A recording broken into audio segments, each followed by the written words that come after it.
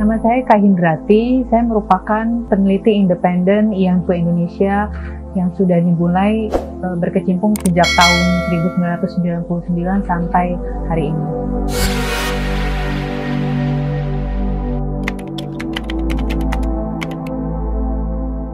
Jubun IANFU itu berasal dari bahasa Jepang, yang artinya Ju itu ikut, Gun tentara, Fu perempuan, IANFU penghibur. Jadi secara harfiah artinya perempuan penghibur ikut tentara.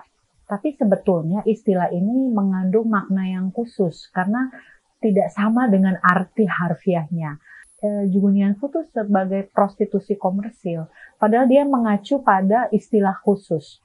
Nah, sejak 2014 kemudian dalam forum ASEAN Solidarity di Korea Selatan disepakati bahwa istilah Jubun IANFU kemudian menjadi IANFU dengan tanda petik, yang artinya adalah sistem perbudakan seksual militer Jepang.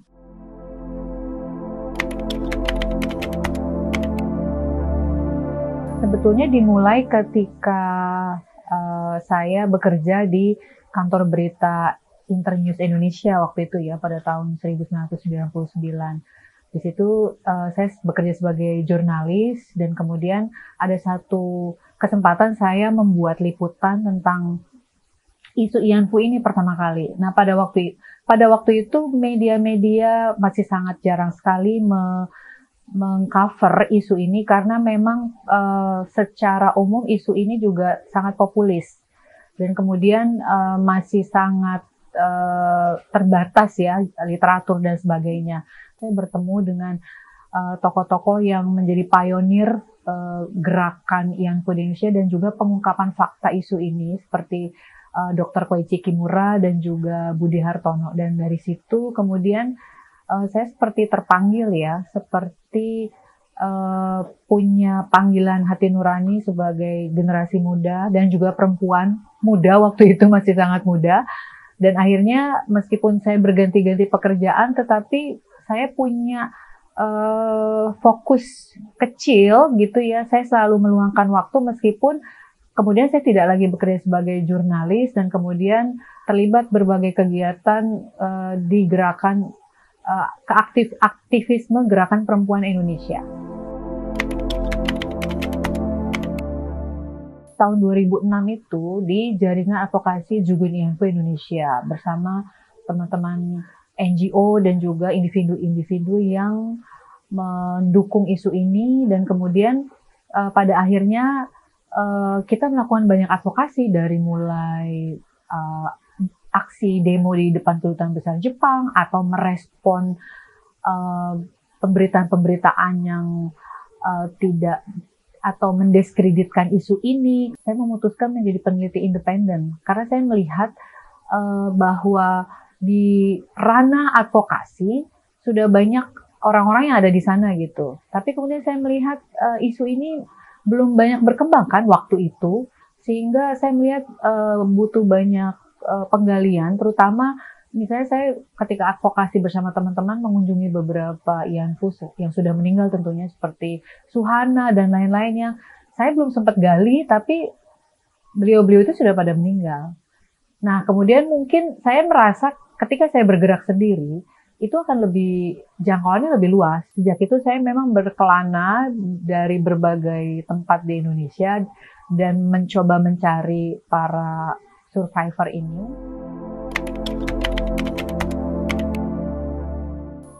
Tinggal itu di tempat yang tidak mudah dijangkau.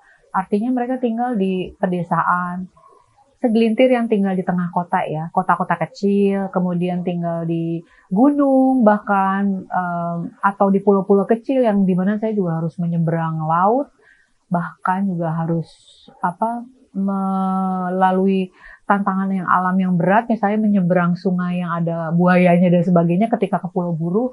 Jadi memang ini tantangan tersendiri dan saya merasa sekarang keputusan saya untuk menjadi peneliti independen waktu itu sangat padat kegiatan untuk pergi ke berbagai tempat di Indonesia untuk bertemu dengan para survivor IANFU dan kemudian melakukan interview untuk mereka. Melakukan penelitian kepada mereka Itu setidaknya saya membutuhkan waktu 4 hari, ada yang 4 hari udah terbuka sampai 9 tahun. Jadi yang paling lama 9 tahun.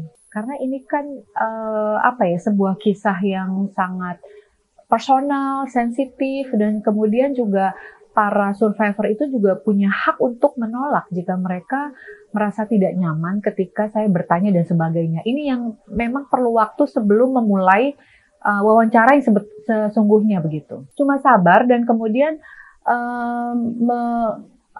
memaknai perjumpaan mereka tuh sebagai persahabatan. Kisah Ian Fu ini kan kisah yang sangat dalam ya, sangat sensitif. Isunya tentang seksualitas, tentang perkosaan yang brutal. Nah, bagi saya tantangannya adalah bagaimana bisa mendapatkan cerita yang utuh dari setiap orang. Karena setiap orang ini mungkin kalau yang kurang mendalami akan ceritanya sama aja, ujung-ujungnya cuma diperkosa Jepang seperti itu ya, gampangnya. Tapi sebetulnya saya belajar banyak dari cerita-cerita mereka yang orang anggap mirip, padahal sebetulnya tidak serupa juga. Nah, yang paling penting sekarang adalah banyak hal sudah dilakukan, tapi memang untuk melakukan kerja-kerja advokasi ini kan kerja panjang, yang tidak bisa dilihat hasilnya 1-2 tahun atau sekejap. Sudah saya lakukan bersama teman-teman, misalnya dari mulai yang jalur keras ya, demo, ya kemudian bikin press release, sampai kemudian menggunakan cara-cara baru pendekatan kebudayaan, misalnya pameran. Misalnya selain pameran foto yang sudah umum kita lihat di banyak tempat, sampai pada misalnya pameran karya lukisan kemarin bersama teman-teman seniman. Apa yang harus dilakukan sekarang adalah menggunakan berbagai medium secara kreatif dengan mengajak sebanyak mungkin generasi muda. Karena saya tidak mungkin terus-menerus ada di isu ini. Suatu ketika akan terbatas soal usia ya, usia dan juga energi. Jadi sebetulnya apa yang saya lakukan nantinya itu sebetulnya untuk generasi muda, hasil penelitian, kemudian data-data yang sudah saya dapatkan selama ini, itu sebetulnya sejatinya, idealnya itu harus bisa dimanfaatkan oleh generasi muda untuk apapun. Baik untuk riset, bikin film, atau bikin karya apapun. Sehingga ini merupakan harta karun yang terus bergulir, dan kemudian akan banyak generasi muda yang berpartisipasi dan juga aktif menyuarakan isu ini. Begitu seterusnya sampai perjuangan ini dalam satu titik di mana pemerintah Jepang dan juga pemerintah Indonesia mendukung, akhirnya mengakui dan juga menyelesaikan hutang perang ini, gitu.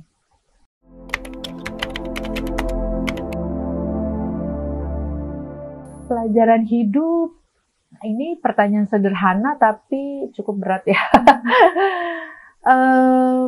Saya mengandaikan mungkin ketika 21 tahun lalu, ketika mungkin kalau saya kemudian tidak terjun ke isu ini gitu ya, mungkin jalan hidup saya akan berbeda.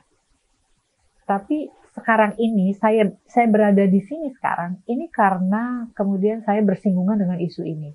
Banyak sekali pengalaman hidup, sangat banyak, terutama untuk saya sendiri ya. Artinya saya kemudian bisa mempelajari atau bisa memahami manusia. Manusia itu kompleks. Tapi kemudian saya belajar, yang paling penting adalah saya belajar menjadi tua sebelum waktunya.